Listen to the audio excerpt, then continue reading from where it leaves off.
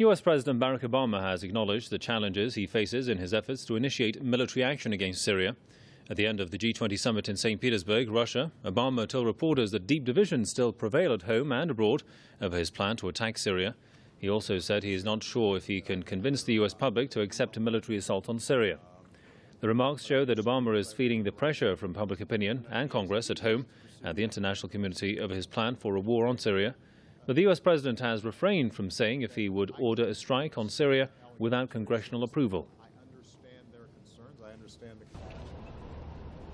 The Russian city of St. Petersburg hosted this year's G20 summit on Thursday and Friday. Syria and the U.S. plans to militarily intervene there was a hot topic at the summit and on its sidelines. Russia again opposed military action on Syria. President Vladimir Putin warned that it's counterproductive and will only destabilize the region, adding that the majority of world leaders share the same view. Putin also said Russia will support Syria in case it is attacked. You know, I wouldn't even dare to think that yet another country will be subject to external intervention, external aggression. Will we help Syria? Yes, we will. Others also expressed opposition to the use of force against Syria. We say what international law says, and international law says that no country is allowed to take the law into their hands. They have to go through the Security Council. There is no military solution. There is only a political solution which can bring peace and end this bloodshed right now. U.S. President Barack Obama, however, repeated his war rhetoric against the Syrian government, which he blames for using chemical weapons during a deadly attack last month. And what I've been emphasizing and will continue to stress is that the Assad regime's brazen use of chemical weapons isn't just a Syrian tragedy. It's a threat to global peace and security. Obama also said he will continue to consult with other leaders as well as the U.S. Congress to take what he described as appropriate action. And his French ally had his comment on the use of force against Syria. We are waiting for the decision of the Congress and the inspector, the reports of the inspectors, and then I will make my decision. The French president added, if the UN Security Council cannot agree on military action against Damascus, Paris will seek to form a coalition of states in favor of such intervention. Britain, however, said it will not be part of any military action since Parliament has rejected the plan. Prime Minister David Cameron also blamed Russia for deep divisions among world leaders on Syria. He said Russian President Putin is, quote, miles away from what he described as the truth over the chemical weapons used in Syria. The U.S. is trying to garner international support for an attack on Syria as it's failed to get a UN Security Council approval for possible intervention. The U.S. ambassador to the UN, Samantha Power, blames this on the Council's voting system, which she says protects Russia's prerogatives by giving it the veto power. Russia, along with other countries such as China and Iran, say diplomacy is the only way to resolve the crisis in Syria. The U.S., nevertheless, has long been speaking of military action as the only way to end the bloodshed in Syria.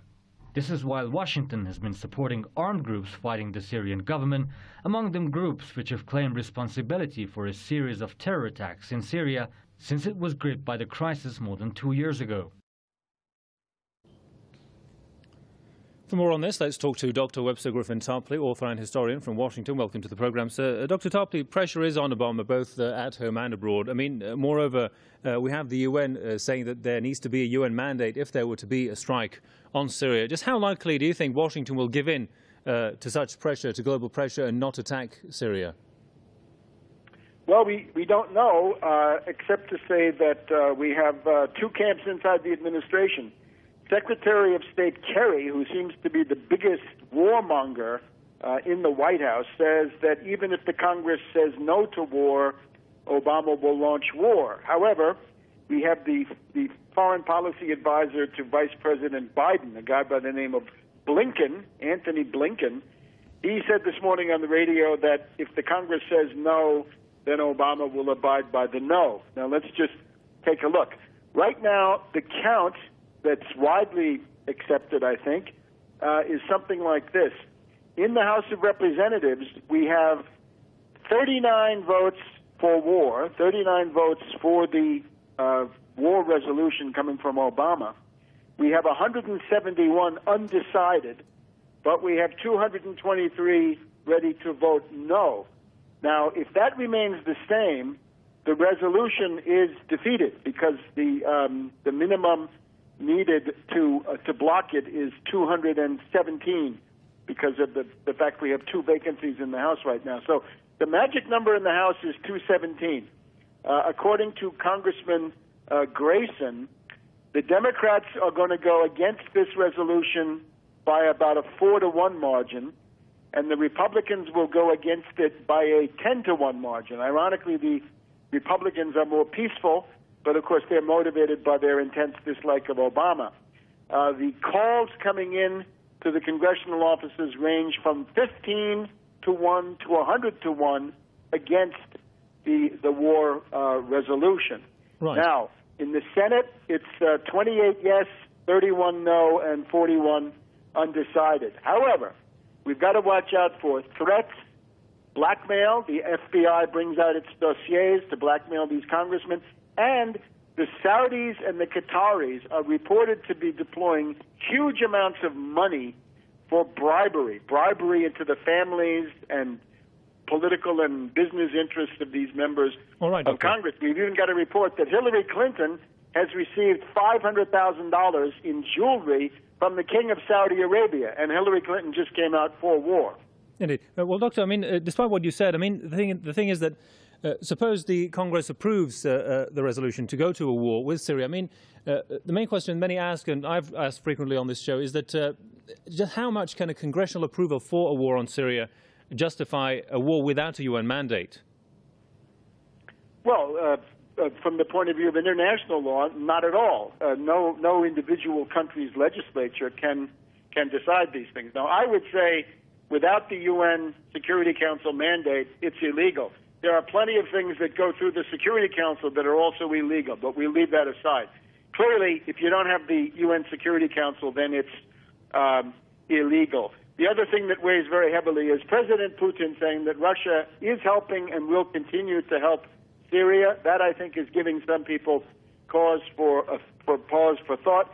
And the Russian declaration that this entire affair was a provocation cynically manufactured by the rebels in a desperate bid to procure foreign intervention. And, of course, the failure of Kerry and of Susan Rice could not be more complete.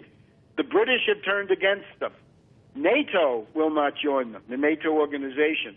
The Arab League will not support armed attack on Syria. The United Nations, be it the Secretary General or the Security Council, is not going to be part of this. The Pope in Rome is against them. The European Union, with Barroso and Van Rompuy, is against them. So the BRICS, as we've just seen in St. Petersburg. So the failure of Kerry as an imperialist diplomat and an imperialist bureaucrat could not be more complete. And the fact that Susan Rice was with Obama in St. Petersburg and had these terrible results, I think also indicates that these two people could be thrown overboard. In other words, Obama's way out of this is to fire Kerry, fire Rice, and a few others, and say, I was given very bad advice, and now I'm going to turn away from this. That seemed to be part of his idea in the St. Petersburg press conference of this morning. All right. We'll leave it there for the time. Many thanks to Dr. Webster Griffin Tarpley, author and historian from Washington. Thanks for your time there, sir, as always.